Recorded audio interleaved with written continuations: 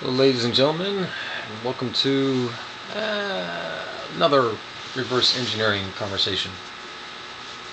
I didn't have a chance to explain too much about my ideas for a big, gigantic, long 100-hour game. It's basically going to be like a love letter to 16-bit games. So here, let me just. I stopped on the save features here, so I didn't really get the chance to really fully explain that. But imagine, you're playing Final Fantasy 7, not 7.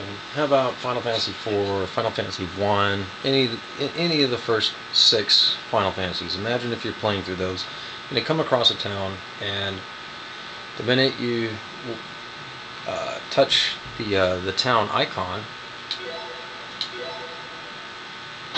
boom. Yep. Ding, ding, ding. You gotta sit here and go through the town just like this. Boom. Turns into a 2D side scroller. You just gotta combat folks to clear the town. Boom, boom, boom, boom.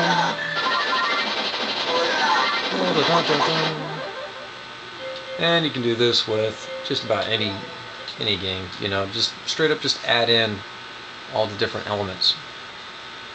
And that's the cool thing about that save feature. You can save at any point in time while you're playing these games.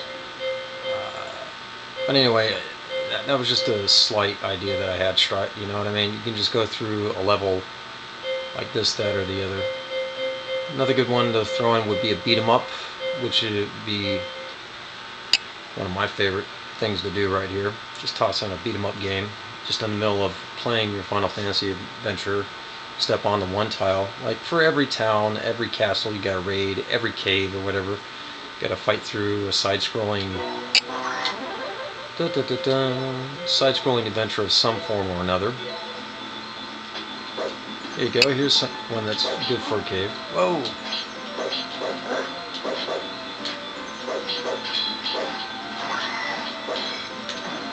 And yes, the game will behave differently and do all this other, just do its thing. And yes, you can call in your buddies and friends for help or whatever, because that's pretty much, that's one of the more fun points of the 2D action games. Quite a lot of them were two-player. And for the big 100-hour adventures, I never understood why they didn't have it optional single-player or two-player like some of these beat-em-up games. Or I just showed you Magic Sword. That's not really, again, this is another two-player game, and you can have followers and things like that. Quiz and Dragons, this is just the fun stuff. Or you get, here's another issue right here. You can bring in some Street Fighter, which I would very much like. Get to the end of a beat 'em up level and you get, or you get to an end, or you do a group battle, standard Final Fantasy battle, and after you finish that, it's you versus the final boss when you've already knocked him down a few pegs. I was thinking more along the lines of Samurai Showdown style of fighting, and of course retexturing everything, change the backgrounds, change the art completely, 100%. Try and keep the game functions fairly similar. You want a fighting game, and even if you have to make your own fighting game, fine, do so. If for some strange reason we can't use a similar format, or there's no way to reverse engineer this, fine, I'll just pick up a book or pick up some code I can research online and write some code myself. Say screw it, we'll go through it and we'll troubleshoot it the old-fashioned way. It doesn't matter. All I'm saying is you got the formulas and the ideas already present. It's just nobody's took the time out to put them together or whatever. I think Chrono Trigger is one of the few games that actually just took several different formats, in the form of mini games and such, and put them in there, and everybody just had some fun.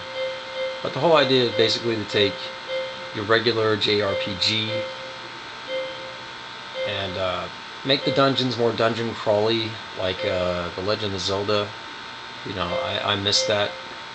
I miss that. You know, because every time you play Final Fantasy, you keep expecting to have that Zelda fun, but you never have that. You know, and would very much like to have that kind of action go down every time you get to very particular areas. And you know, like I said, every time you walk across an icon that doesn't have that random enemy encounter, you'd have to go through an initial traditional trial, I guess is the best way to phrase it. It could be a 2D side scroller, or it could be a top-down dungeon crawler, whatever it is. And once you clear a level of that trial, then you get to your boss fight.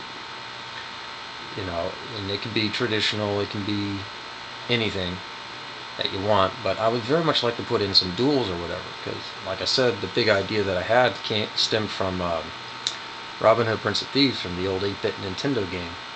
That was just a rocking good time. I highly recommend everybody get a hold of that game and just try it out, even just once, because it's one of the better 8-bit games. It's not the biggest game on planet Earth, and it sure isn't the best game on Earth. But I mean, it really changed my opinion on how to get. It opened my eyes, and it pretty much told me that yes, you can put multiple forms of combat into one game. Yes, you can put multiple ways of doing business in one game. You know, because that game, you had dueling, you had this horse chase scenes. Mini games, you had a group battle mode, which wasn't very good. It was very terrible. It was very, very terrible. But at least it was something. At least it was something new. The group battle mode wasn't good at all. You had a party to manage. It had a pretty good inventory system. There were just lots of good things about it, and it was very similar to Legend of Zelda. Very similar to a mix of Legend of Zelda and Samurai Showdown, if you can imagine a version of that on the 8-bit NES.